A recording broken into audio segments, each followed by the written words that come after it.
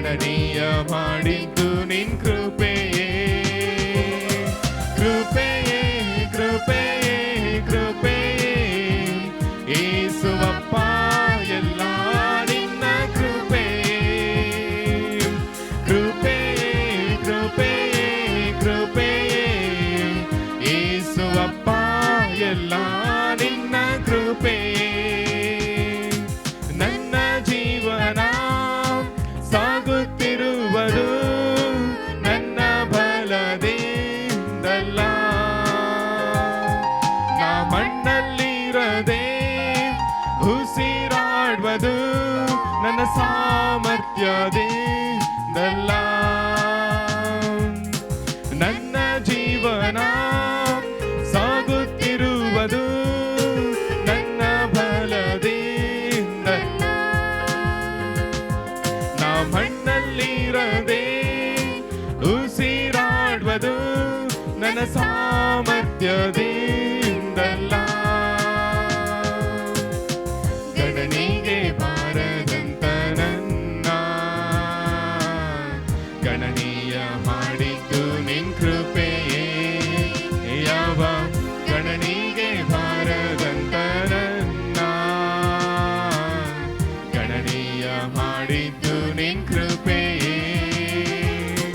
ಕೃಪೆಯೇ ಕೃಪೆಯೇ ಕೃಪೆಯೇ ಯೇಸುವಪ್ಪ, ಎಲ್ಲ ನಿನ್ನ ಕೃಪೆಯೇ.